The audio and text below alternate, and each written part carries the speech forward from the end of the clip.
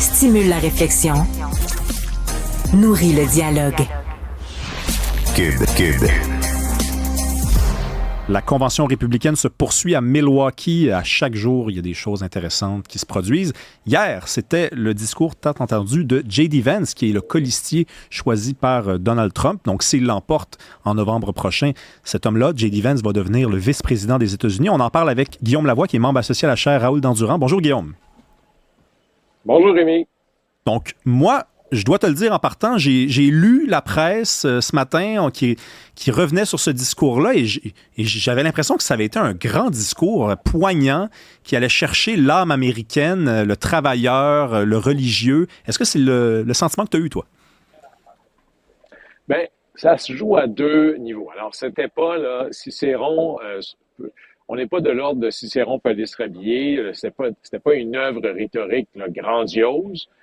Le mot en anglais qui est en tête, c'est folksy. Hein, c'était très, dans le fond, quelque chose d'accessible où il parlait, de par l'expérience de sa vie, à l'Amérique oubliée, disons-le comme ça. Il parlait à des gens, et ça va cartonner dans le Michigan rural, dans le Wisconsin rural, dans la Pennsylvanie rurale. Et ces trois États-là ont été mentionnés plus de 6 fois chacun dans le discours. C'est clairement la cible que l'on vise avec J.D. Vance. C'était aussi peut-être la consécration que le Parti républicain tel que l'on le connaissait est mort. J.D. Vance marquait une coupure idéologique avec le parti d'avant, libre-échangiste, intervenant en politique étrangère, vers un parti plus protectionniste et isolationniste, puis je dirais un certain clash générationnel. J.D. Vance a eu cette phrase-là il y a 39 ans. Hein. Il dit, écoutez, j'ai 39 ans, Joe Biden était en politique depuis plus longtemps, depuis que moi j'existe. Et toutes les décisions qu'il met au banc des accusés, l'Irak, l'ALENA par exemple, ben, il dit Joe Biden a voté pour ça. Ce qui est particulier ici, c'est que c'est les républicains qui avaient la Maison-Blanche quand il y a eu la guerre en Irak et l'ALENA. C'est une affaire républicaine, ça. Mais aux États-Unis, les lignes de parti sont plus élastiques. Joe Biden était libre-échangiste avant de devenir récemment protectionniste. Joe Biden a voté pour la guerre en Irak et celle en Afghanistan. Et le nouveau Parti républicain, qui est dans une foulée du mouvement Trump, est en brisure avec ça et a décidé de passer au tordeur l'ancienne élite républicaine, mais en même temps, l'administration Biden. Oui, l'autre brisure que j'ai observé, c'est toute cette brisure avec le milieu des affaires. Hein. Le Parti républicain, c'est un parti proche des entreprises, proche des entrepreneurs. Et là, J.D. Vance arrive et il dit « Moi, je suis du côté des travailleurs, ceux qui se méfient, ceux qui ont été lésés, ceux qui ont été abandonnés par le milieu des affaires, par les grands conglomérats, les grandes entreprises qui ont déplacé des fonds à l'étranger. » Ça aussi, c'est une certaine brisure avec l'orthodoxie, d'une certaine façon, du Parti républicain. Ah, absolument. D'ailleurs, le Parti républicain, ici, il y a une espèce de paradoxe. D'abord, on pourrait résumer cette convention-là avec un mot, unité. Et ça clash avec le chaos chez les démocrates. Moi, j'ai rarement vu, j'en suis là depuis le milieu des années 2000, des conventions. Là. Une convention républicaine aussi unie, rarement vu ça. Le paradoxe ou la petite supercherie qu'il y a derrière ça, c'est que ceux qui ne sont pas d'accord avec ce qui se passe ici sont politiquement morts. On en a parlé, Liz Cheney, Mitt Romney ou Chris Christie, ou rajoutez à ceux qui ne seraient même pas bienvenus ici, l'ancien vice-président de Mike Pence, qui n'appuiera même pas Donald Trump, et il l'a dit publiquement. À peu près le 3/4 du cabinet de Donald Trump qui disent qu'il n'est pas digne d'occuper la fonction. Tous ceux qui ne sont pas d'accord sont, je dirais, sont perdus, sont en pâture ou en exil. L'autre supercherie, c'est qu'il existe, le Parti républicain est une coalition bigarrée. Il y a des républicains, il y a des intérêts républicains très libre-échangistes, très corporatifs.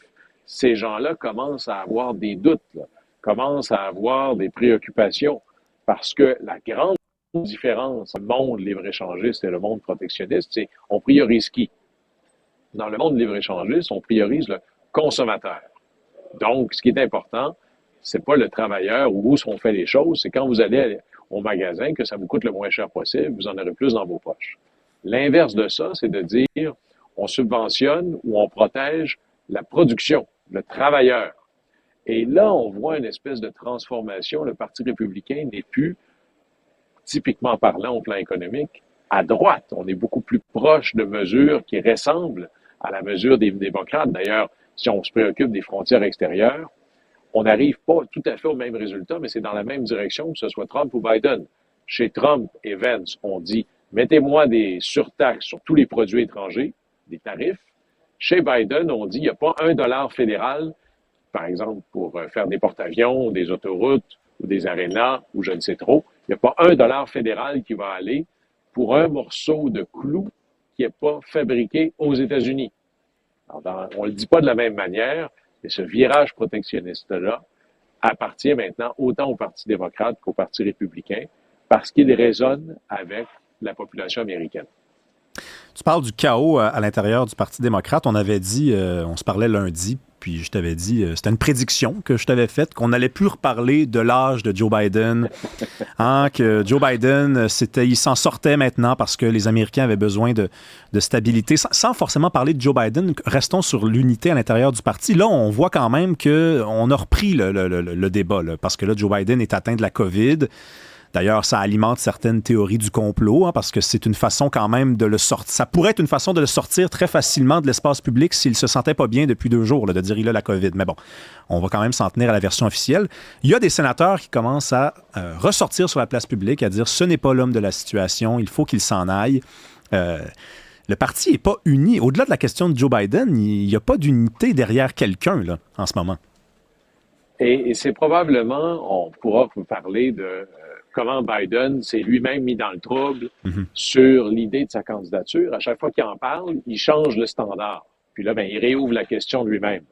Mais une des raisons, probablement la raison numéro 1, pourquoi Biden pense sincèrement, moi je pense que ça va changer d'ici 48 heures, là, mais pense sincèrement qu'il doit rester, c'est qu'il n'est pas du tout évident qu'il y a quelqu'un pour le remplacer et qui va faire mieux que lui, et encore moins évident qu'il y a quelqu'un qui peut faire l'unité au sein du Parti démocrate, qui est, là, on parlait de la coalition bigarrée chez les républicains, c'est pire ou c'est encore plus complexe et difficile chez les démocrates, parce que vous avez là-dedans des woke, licornes urbaines de New York avec AOC. Vous avez des vrais sociodémocrates comme Bernie Sanders, qui n'est pas woke du tout, lui. Vous avez des gens qui disent que les frontières, c'est de l'oppression sur les gens qui voudraient venir aux États-Unis. Et il y en a d'autres qui disent, s'il n'y a pas de frontières, on n'a plus de pays. Vous en avez qui sont libre-échangistes et proches du milieu des affaires, et vous en avez qui sont véritablement protectionnistes et qui veulent que, véritablement, on en finisse avec les accords de libre-échange. Ici, c'est drôle parce que quand on arrive du Canada, nous, on a été élevés que l'ALENA, voilà quelque chose de merveilleux. Dites-le pas trop fort en Caroline du Nord, dites-le pas trop fort au Wisconsin. C'est moins populaire qu'on peut l'imaginer ici. Qui serait capable de faire l'unité de ce parti-là? C'est pas évident du tout. Joe Biden, lui, avait réussi ça. Et je suis sûr que Joe Biden, en tout cas c'est ce qu'il nous dit par ses gestes, voit pas quelqu'un qui est capable de réussir ça pour la suite et se dit que sans lui, ce serait pire. Maintenant, je pense que l'hésitation des Américains au général n'est plus sur est-ce que le chef des démocrates est capable d'en faire l'unité. Les images hier étaient terrifiantes. Là, Joe Biden qui a de la difficulté à monter des escaliers parce qu'il est essoufflé. Donc, la COVID fait un peu de sens là-dessus. C'est des images qui cadrent absolument pas avec la vigueur, la force que l'on recherche instinctivement ou rhétoriquement dans l'idée d'un président américain. Oui, puis il y a un slogan qui circule en masse sur les réseaux sociaux, un slogan qui dit à peu près ceci: une balle n'a pas mis KO Donald Trump, mais la COVID a mis KO Joe Biden. Et la balle qui a touché l'oreille de Donald Trump, ça a vraiment donné beaucoup de force à cette idée-là d'unité, puis à cette idée-là, on dit il va être le plus vieux président s'il l'emporte en novembre. Oui, mais attendez une minute, il est resté debout après s'être fait tirer dessus. Et le lendemain, il était au club de golf. Et le surlendemain, il était apparition surprise, je pense, à la Convention républicaine. Donc là, il y a toute une grosse idée, une fable qui naît autour de Donald Trump. Rappelle-nous quand même les inconvénients qui se présentent au Parti démocrate s'il décide de choisir un nouveau candidat, notamment concernant le financement, qui n'est pas accessible à n'importe quel candidat. Alors, ça, c'est un problème, mais c'est pas un problème insurmontable. Alors, quand vous envoyez de l'argent au Parti démocrate, il y a plein d'endroits où vous pourriez l'envoyer. pouvez l'envoyer à la camp, au parti, vous pouvez l'envoyer à un candidat. Vous avez toute une série de groupes, là. Moi, je pourrais me partir à un groupe qui s'appelle les Démocrates pour l'avenir ou un autre groupe qui dirait Demain, c'est mieux. Et là, vous avez des festivals de groupes qui peuvent intervenir de manière directe ou indirecte dans une campagne, mais un fonds très important, c'est le fonds de réélection Biden-Harris. Et là, vous envoyez de l'argent là-dedans.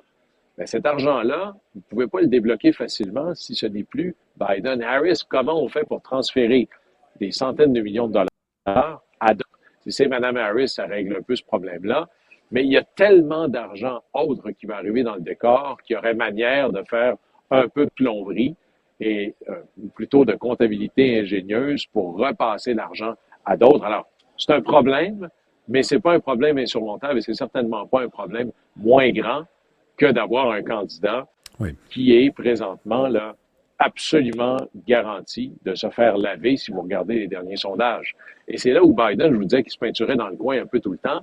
La première fois, on a demandé à Biden, là, je vais vous faire le portrait là, temporel d'avant le débat à hier. Puis je parle même pas de la COVID là-dedans. Avant le débat, M. Biden, est-ce que peut-être vous pourriez quitter? Jamais dans 100 ans, ça n'arrivera pas.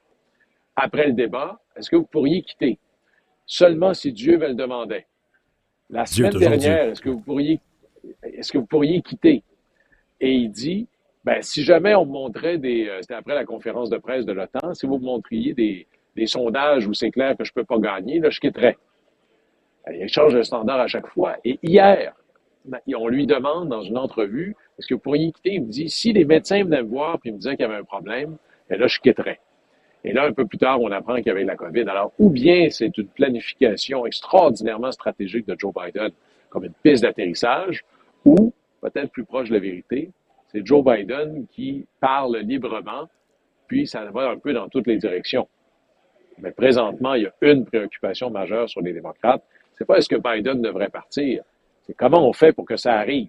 Parce que je rappelle les chiffres, dans 109 jours, les Américains vont voter pour leur président. Là, dans à peu près un mois, les démocrates se réunissent à Chicago pour choisir leur candidat. Et là, si vous voulez, on peut partager les nombreuses théories de comment on fait ça. Le plus simple, c'est Mme Harris, mais c'est certainement pas la meilleure. En tout cas, moi, j'y crois pas. Alors, comment on fait? Il n'y a personne qui va vouloir passer par-dessus. Une nouvelle théorie qui circule ce matin, elle est intéressante si on écrit des scénarios. Je suis pas sûr si elle est si ancrée dans le réel que ça. C'est que M. Biden annonce qu'il ne se représente pas et démissionne comme président, ce qui vient élever immédiatement Mme Harris à la présidence. Et Mme Harris dit qu'elle-même ne serait pas candidate à sa réélection, ce qui viendrait là ouvrir complètement le champ des possibles pour trouver d'autres candidats sans passer Mme Harris en dessous de l'autobus, qui, à ce moment-là, deviendrait la première femme à devenir présidente des États-Unis. Alors, franchement, là, si j'étais en train d'écrire une série télé, on me dirait, écoute, étire donc un peu, là, ça fait beaucoup d'épisodes dans la même semaine, mais il y a plus de nouvelles et de rebondissements dans ce cycle-là que j'en ai jamais vu en plus de 20 ans de couverture de politique américaine. Mais est-ce qu'on touche à ce que tu disais tantôt, il y a un horizon de 48 heures, là? Est-ce que c'est dans ces 48 heures qui s'en viennent qu'on verrait se décider ce scénario-là ou pas?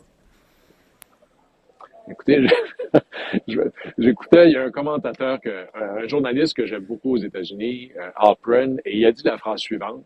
Il m'est arrivé plein de fois de me tromper dans ma carrière, mais il m'est jamais arrivé de me tromper aussi souvent sur un seul enjeu que est-ce que Biden va se présenter ou pas. Moi, je pensais jusqu'à la semaine dernière que Biden avait gagné son pari. Il y a des gens qui voulaient sa chaise, il avait répliqué, puis il avait réussi à s'installer. Encore hier, il citait Truman en disant, écoutez, là, si vous voulez un ami à Washington, achetez-vous un chien. Et là, il continue en disant, puis depuis une couple de jours, je pense que Truman avait vraiment raison. Je veux dire, il va vraiment rester. Là, il y a la déclaration sur le médecin, il y a la COVID, ou qu'il le sort du jeu politique, il ne peut pas faire de rassemblement pour quelques jours. Allez voir les images quand il monte l'escalier. Et là, semble-t-il que c'est Mme Pelosi et Chuck Schumer, le leader démocrate au Sénat, qui seraient débarqués en disant, là, il faut que ça arrête. Là. Ce qui est particulier et qu'il faut rappeler, c'est qu'aucun de ces gens-là sont des adversaires ou des ennemis de Joe Biden. Ce sont des gens qui l'admirent sincèrement. Ce sont des alliés de très longue date. Alors, là, typiquement, je vous dirais, les prochains jours vont être cruciaux ben là, je vous dis ça, mais aucun, sans faux jeu de mots. Ouais. Puis aujourd'hui, on n'a même pas eu le temps d'en parler, mais on va s'en reparler demain. Ce soir, c'est le discours de Donald Trump, et ça aussi, ça pourrait changer la donne dans cette course-là, parce que s'il prononce un grand discours, un discours d'unité, un discours où il est calme plutôt que agitateur, ben là, peut-être que les indécis aux États-Unis vont dire, ben, mon choix, il est fait, là. C'est Donald Trump. Guillaume Lavoie, on s'en reparle demain, OK? Au plaisir.